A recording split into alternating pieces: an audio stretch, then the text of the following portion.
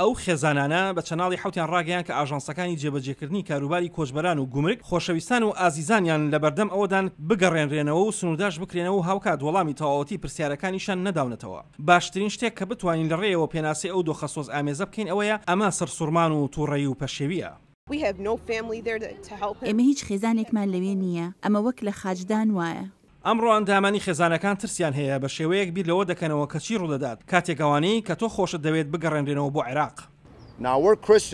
ئێمە کریستیانین، ئێمە فرەداوەتە ناو تەڵای مەرگەوە. هەفتەی پێشوو ئاژانسی کۆچبەران و گومرگ لە هەڵمەتێکیاندا نزیکەی 100 عێراقیان بەجیاجیا کردە ئامانج بەبێ هیچ ڕێشوێنێکی یاسایی. ئەندامانی ئاژانسی ICA بە شێوەیەکی ڕێکخراو و بە مەبەست هەڵیان گوتایە سەر کەنیسەکان و ڕێستورانە بەناوبانگەکان.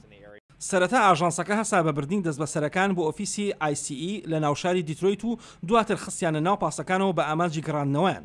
کاتێک ئەندامانی خێزانەکانیان ئەمەیان بیست هەروەها وردە خەڵک کۆ دەبوونەوە بەستی ناڕزایی دەربڕین هەمیان نیگەرانن لەبارەی خۆشەویستەکانیانەوە کە دەیانێرنەوە بۆ وڵاتەکەیان کە لە شەڕدایە دژی داعش ئەو گروپە تیرۆریستیەی کە بەڵێنی داوە کریستیانەکان بکوژێت. لە پەیامەکەی ئاژانسی کۆچبەران و گومرگدا هاتووە لە دەرەنجامی ڕێکەوتنی ئەم دوایانەی نێوان ویلایەتە یەکگرتووەکانی ئەمریکا و عێراق بەم دوایانە ڕەزامەندی پیشانداوە بەرامبەر وەرگرتنەوەی چەند هاوڵاتیشی عێراقی کە ڕێسای گەڕانەوەیان بۆ وڵاتەکەی خۆیان دەیانگرێتەوە وەک بەشێک لەو هەوڵانەی ئاژانسەکە بۆ چارەسەرکردنی گردبوونەی ئەو کەسانە ئاژانسی ICE هەستا بە دەست بەسەرکردنی ئەو هاوڵاتی عێراقیانەی کە تاوانبارن بە ئەنجامدانی تاوانکاری. بەڵام خێزانەکان دەڵێن ئیتر ئەوە تەواو بووە. ئەو کاتی خۆی تەواو کردووە، لەو کاتەوە هیچ هەڵەیەکی نەکردووە.